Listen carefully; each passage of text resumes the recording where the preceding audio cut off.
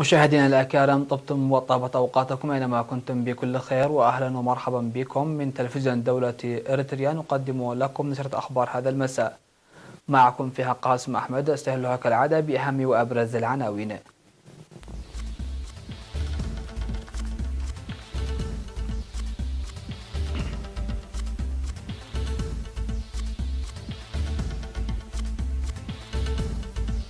وفد إريتريا رفيع المستوى يشارك في مؤتمر تيكاد السابع باليابان. حاكم إقليم شمال البحر الأحمر يتفقد تطور تشييد السدود الجاري في قندع. منتخبا كينيا ويوغندا يتأهلان للدور نصف النهائي.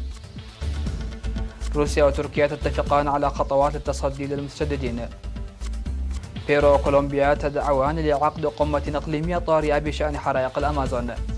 وفيضانات ناجمة عن هطول أمطار غزيرة على جنوب اليابان.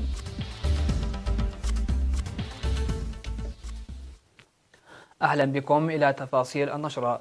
شارك اليوم وفد إريتريا رفيع المستوى المكون من السيد عثمان صالح ووزير الشؤون الخارجية وسيد يماني جبرآب مستشار فخامة الرئيس السياسي أفورقي في مؤتمر طوكيو الدولي السابع للتنمية الأفريقية تيكاد السبعة الذي يعقد في مدينة يوكوهاما اليابانية، حيث قدموا رسالة فخامة الرئيس السياسي أفورقي التي أثنى فيها باسم حكومة إريتريا على مبادرة حكومة اليابان المستمرة من أجل التأسيس لشراكة حقيقية مع أفريقيا.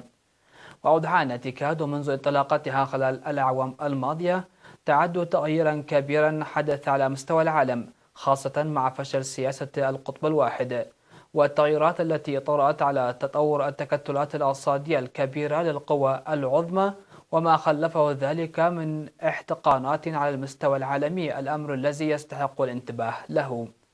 أن قارة أفريقيا التي تمتلك 60% من الموارد الطبيعية على مستوى العالم تم تهميشها بكل المستويات، وأصبحت تنعت مثالا للأزمات والمجاعة والاستجداء واللجوء والأمراض والمعاناة، وهو أمر يؤسف له كثيرا.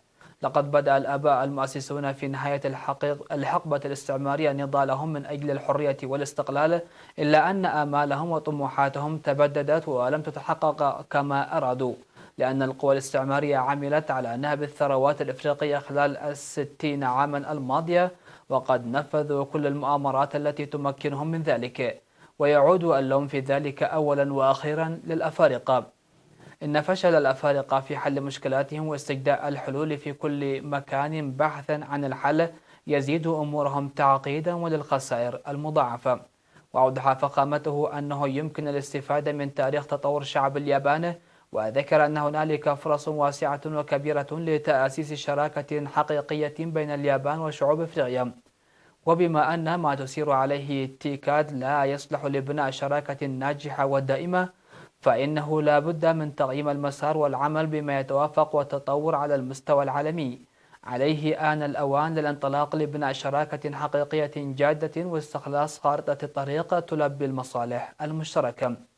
يذكر أن رئيس الوزراء الياباني أشاد في كلمته في افتتاح أعمال المؤتمر باتفاق السلام والصداقة بين إريتريا وإثيوبيا، وإسهامه الكبير في الدفع بالسلام والتعاون والتطور في المنطقة.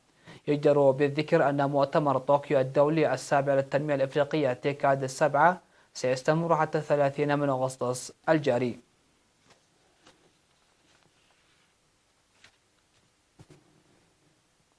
تفقد حاكم اقليم شمال البحر الاحمر العميد التقلية لبسو السدود الجاري تشييدها في مناطق محابار وصرت ودنقلو وعد شومة وعصيت بتكلفة 15 مليون نقفة. ودعا السكان خلال تفقده لتلك السدود لإصلاح مساقط المياه لحماية تلك السدود من الطمي، وأشاد بالعمل الجاد للمشرفين على أعمال التشييد من أجل إنجاح المهام الجارية، مناشدا الخبراء والمواطنين لإكمال أعمال التشييد قبل الخريف.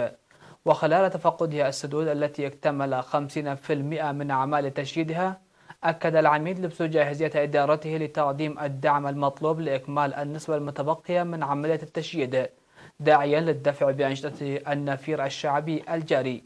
وأشار إلى وضع برنامج لتشييد 7 سدود في مديريتي ناقفة وفعبت وضاحية الدماس بتكلفة 21 مليون نقفة بعد اكتمال السدود الجاري تشييدها في مديرية قندع.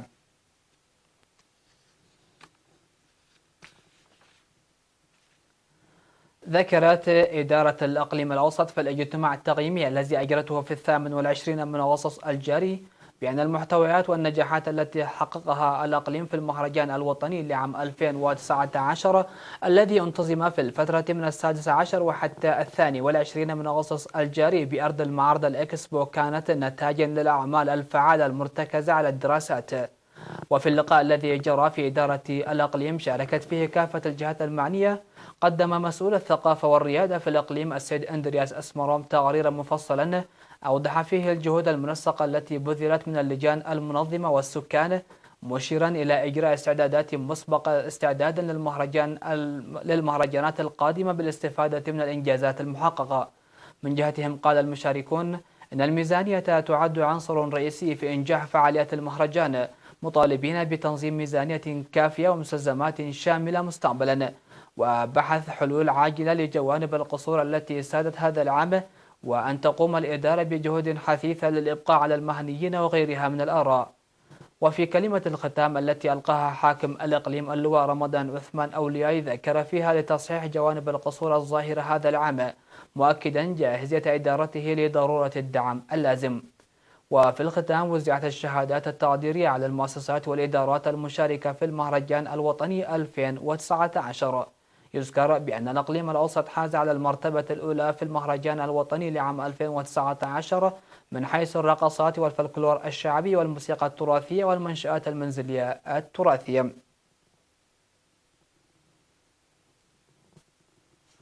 قيمت جمعية تربية الأبقار التعاونية في دباروا في 27 من أغسطس الجاري أنشطتها السنوية. وفي اللقاء التقييمي الذي شارك فيه مسؤولو وزارة الزراعة في الفرع بالإقليم الجنوبي ومديرية دباروا وغيرهم من المهتمين بالمجال، أفاد التقرير المقدم انخفاض نسبة إنتاج الجمعية بنسبة 40% نتيجة لقلة الأعلاف. وذكر التقرير انخفاض إنتاج الحليب الذي كان 500 لتر يوميا حتى العام 2017 ابتداء من العام 2018 إلى 300 لتر يوميا. ودعا اللقاء إلى منح اهتمام أكبر لقضية التأمين الأعلاف. وأوضح رئيس الجمعية السيد ميكائيل مسفن أن الجمعية تسعى جاهدة بالتنسيق مع جمعيات تربية الأبقار التعاونية في مندفرة وأمن حيلي وعدخالة لتنمية وتوفير الأعلاف، وتنظم برامج لتبادل الأفكار والتجارب مع تلك الجمعيات. وقال إنه يجب العمل من أجل تقدم الجمعية. وقدم المشاركون آراء بناءة من ضمنها أن تدفع الجمعية بالجهود الجارية لتوفير العلف وإكمال متطلبات مؤسسة الطاقة الكهربائية وغيرها من المتطلبات لتفعيل عملية إنتاج الألبان. واتفق أعضاء الجمعية على استمرارية اللجنة في عملها. وتضم الجمعية التي تأسست في العام 1999 في دبار وضواحيها أكثر من 180 عضواً.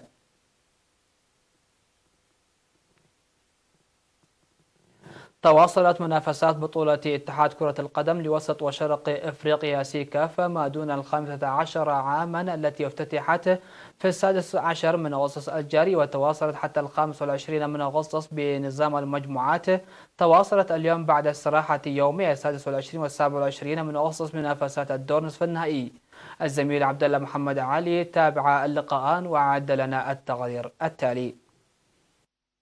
كشفت مواجهتي دور نصف النهائي بطولة دول شرق ووسط أفريقيا لكرة القدم للأشبال لما دون 15 عاما التي جرت عصر الأربعاء عن هوية الفريقين المتأهلين للمشهد الختامي للبطولة. اللقاء الأول لهذا اليوم الكروي ضرب فيه منتخبي كينيا ورواندا حوارا كرويا شيقا في مسعيهما للعب أدوار طلائعية بالبطولة التي تنظم في الفترة من 16 ولغاية 30 من أغسطس الجاري بالعاصمة أسمرة تحت شعار كأس السلام والازدهار. وظل التأمين الدفاعي واللعب الحذر هو المسيطر على مجريات الشوط الأول الذي انتهى سلبيا النتيجة مع تفوق بسيط لمنتخب رواندا نسبيا على مستوى الأداء.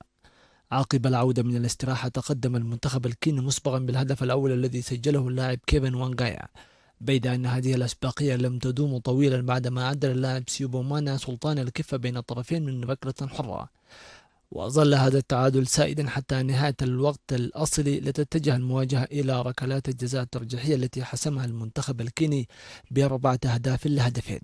في المواجهة الثانية لهذا اليوم كانت الأبصار موجهة نحو الاختبار الأول الذي سيواجهه المنتخب الأوغندي الذي تصدر بالعلامة الكاملة، وذلك عندما يقابل منتخب بوروندي الذي حل بالمركز الثاني في المجموعة الأولى.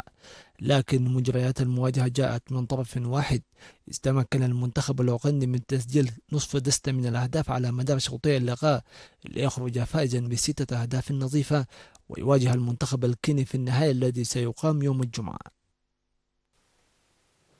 مشاهدينا، فاصل قصير ومن ثم نعود لمتابعة الأنباء على الصعيد العالمي، فابقوا معنا.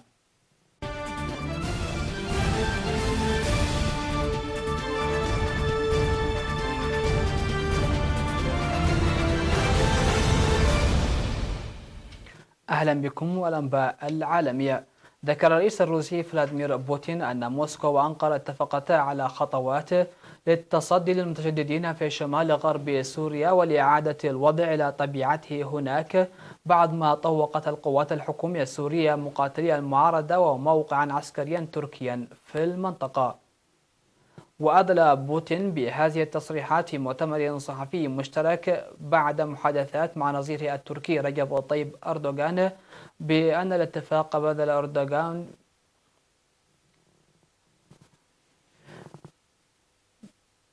أن الهجمات السورية في منطقة إدلب على الحدود مع بلاده تسببت أزمة إنسانية وتهدد الأمن القومي التركي. ولم يتطرق لدعوة أردوغان إلى وقف هجوم القوات الحكومية السورية التي تشن هجوما بدعم من القوات الجوية الروسية في منطقة إدلب، آخر معقل متبقى المعارضة في سوريا، ويسيطر على كثير من أجزاء المنطقة متشددون مرتبطون بما كانت تعرف بجبهة النصرة التي كانت مرتبطة بالقاعدة. وأجرى أردوغان وبوتين محادثات متكررة ووطد العلاقات بالتركيز على التعاون في مجال الطاقة والدفاع. وفي يوليو بدأت تركيا تسلم منظومة S-400 الروسية للدفاع الصاروخي في تحرك وتر علاقات أنقرة بالولايات المتحدة شريكتها في حلف الأطلسي.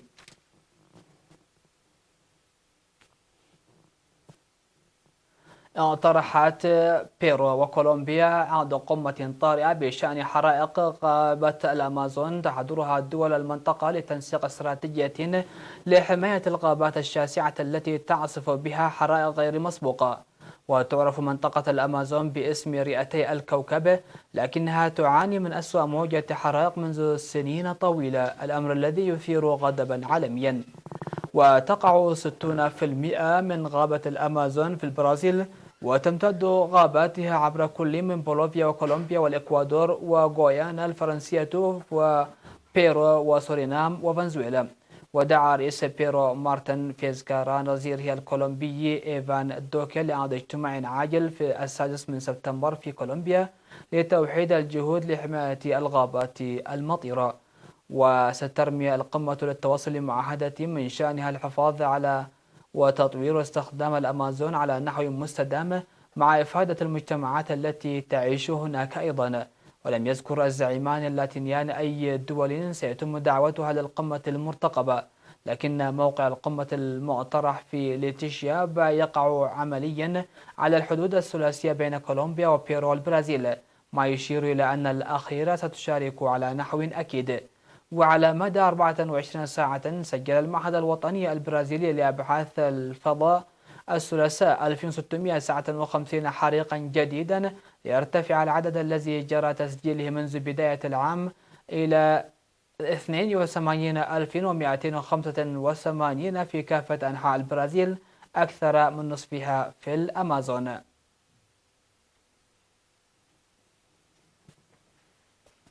مشاهدينا الأكارم، هكذا نكون وصلنا وإياكم إلى نهاية نشرة هذا المساء. دمتم في أمان الله، والسلام عليكم ورحمة الله.